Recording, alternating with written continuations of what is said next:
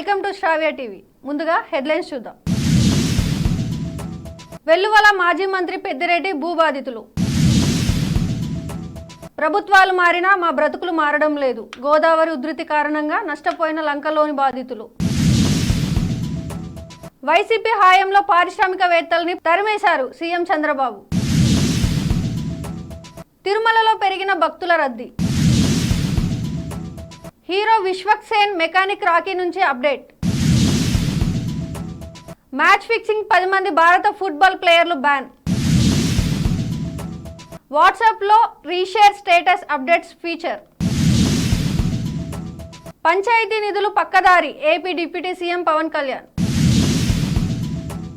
అన్నమయ్య జిల్లా Madanapalle sub collector కార్యాలయానికి గురువారం భూబాధితులు పోటెత్తారు. వైకాపా హయాంలో జరిగిన కబ్జాలు, మాజీ మంత్రి పెద్దిరెడ్డి రామచంద్రారెడ్డి కుటుంబం, ఆయన అనుచరులు సాగించిన దందాలపై అధికారులకు ఫిర్యాదు చేశారు. మదనపల్లె సబ్ కలెక్టర్ కార్యాలయం ముందు ఉన్న వీళ్లు ఏ తిరునాళ్లకో జాతరకో వచ్చిన జనం కాదు. బాధితులు, పీడితులు, వైసీపీ రాబందుల జనాలలో అధికారం అండతో పెద్దిరెడ్డి కుటుంబం అనుచరగణం సాధించిన అక్రమాలకు, అరాచకాలకు బలైన పేదలు. వారి గొంతు వినేందుకు కూటమి ప్రభుత్వం చిన్న చొరవ చూపింది. బాధితుల నుంచి వినతులు స్వీకరించినట్లు ప్రకటించింది. ఏ 10 మందో వస్తారని అనుకుంటే 5 ఏళ్లుగా అక్రమార్కుల ఘటనల కింద నలిగిపోయిన బాధితులు వందల్లో పోటెత్తారు.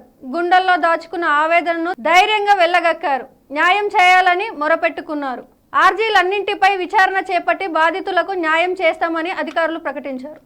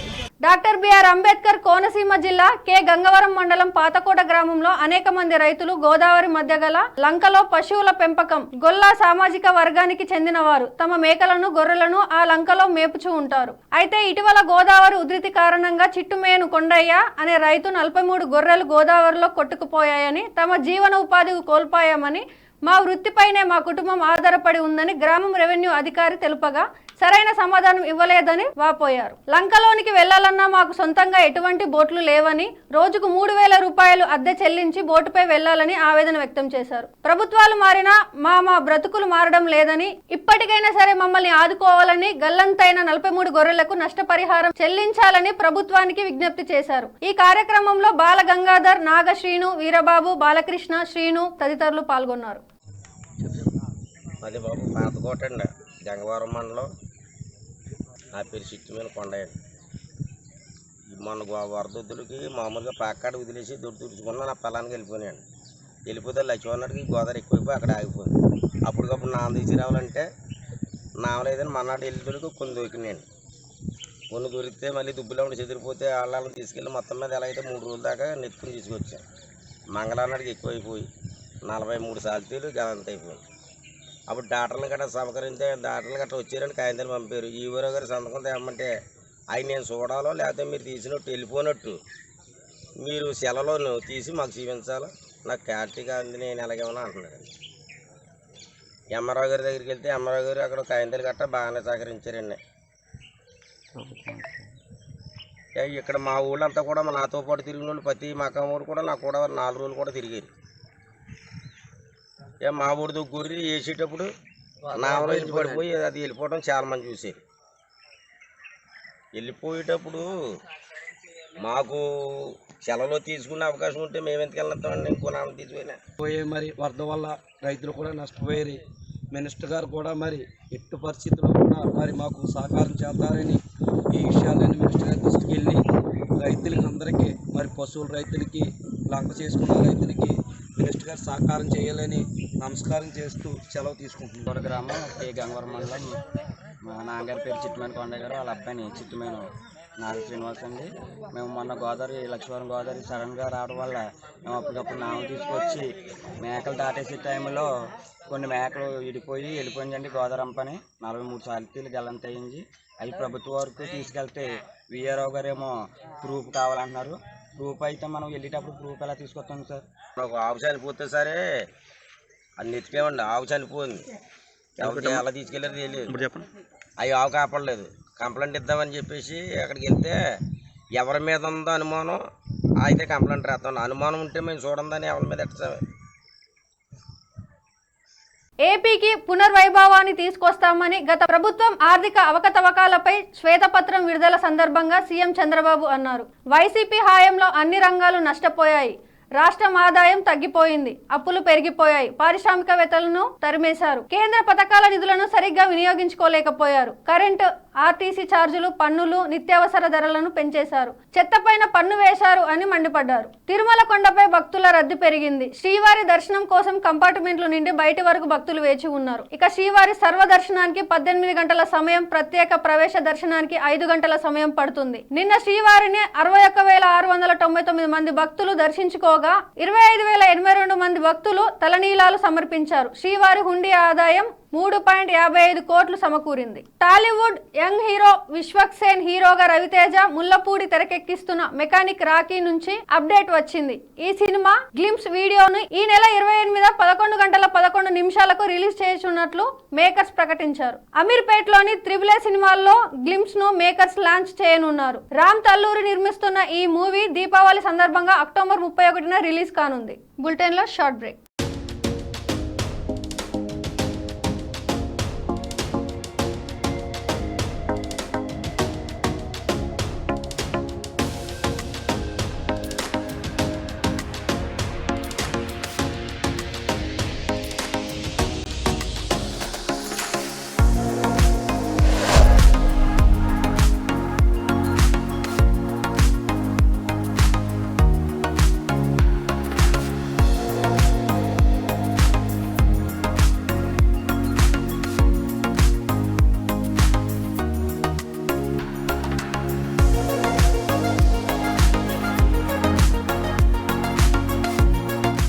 Ramesh Dental Care. This is Dr. Ramesh, MDS, Conservative Dentist and Endodontist.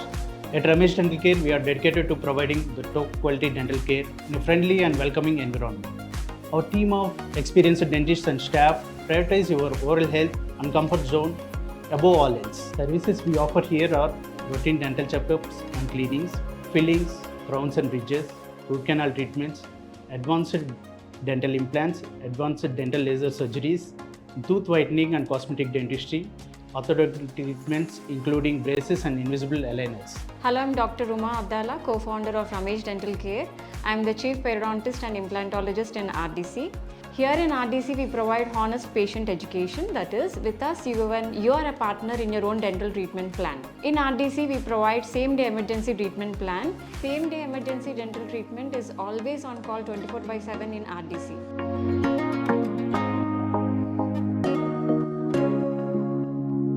Welcome back. ఫిబ్రవరి 19న Rangers sports club, Ahbab football club మధ్య జరిగిన ఢిల్లీ ప్రీమియర్ లీగ్ మ్యాచ్లో నమోదైన విచిత్ర సెల్ఫ్ గోల్స్ ఫిక్సింగ్ అనుమానాలు తలెత్తాయి.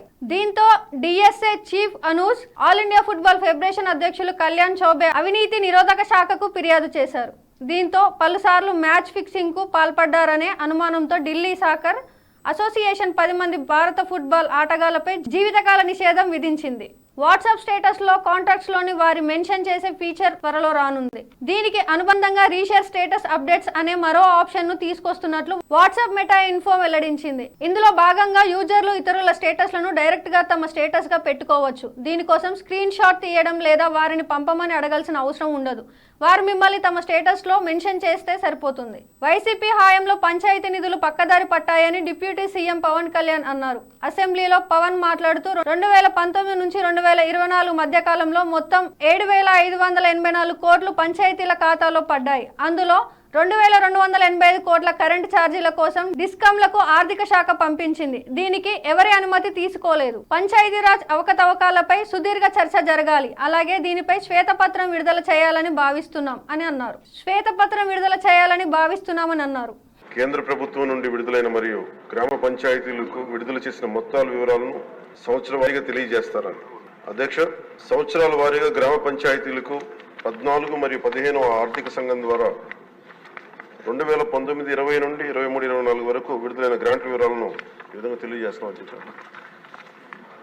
14వ ఆర్థిక సంఘం 2019-20 ఆర్థిక సంవత్సరంలో కేంద్ర ప్రభుత్వం ద్వారా విడుదలైన మొత్తం 2,336 కోట్ల 56 లక్షల. అధ్యక్ష, ఆంధ్రప్రదేశ్ ప్రభుత్వం ద్వారా గ్రామ పంచాయతీలకు విడుదలైన మొత్తం 2,336.56 లక్షల. అధ్యక్ష, మొత్తం 14వ ఆర్థిక సంఘం 5వ సంవత్సరానికి 2019-20 2,336 కోట్ల 56 లక్షల. అధ్యక్ష, అదే ఆంధ్రప్రదేశ్ ప్రభుత్వం ద్వారా కూడా గ్రామ పంచాయతీలు విడుదలైన మొత్తం 2,336 కోట్ల 56 లక్షల. అధ్యక్ష, 15వ ఆర్థిక సంఘంకి సంబంధించి 2020-21 ఆర్థిక సంవత్సరానికి కేంద్ర ప్రభుత్వం ద్వారా విడుదలైన మొత్తం 1,837 కోట్ల 50 లక్షల. అధ్యక్ష, ఆంధ్రప్రదేశ్ ప్రభుత్వం ద్వారా గ్రామ పంచాయతీలు విడుదలైన మొత్తం 1,008. హెడ్లైన్స్ మరోసారి చూద్దాం.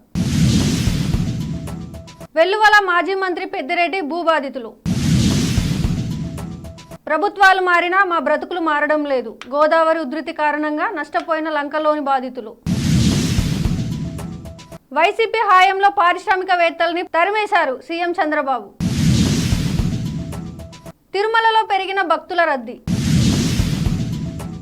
హీరో విశ్వక్సేన్ మెకానిక్ రాకీ నుంచి అప్డేట్. మ్యాచ్ ఫిక్సింగ్ 10 మంది భారత ఫుట్బాల్ ప్లేయర్లు బ్యాన్. వాట్సాప్ లో reshare status updates feature. Panchayati నిధులు పక్కదారి AP deputy CM Pawan Kalyan. ఇవి ఇప్పటివరకు updates. Keep watching Sravya TV.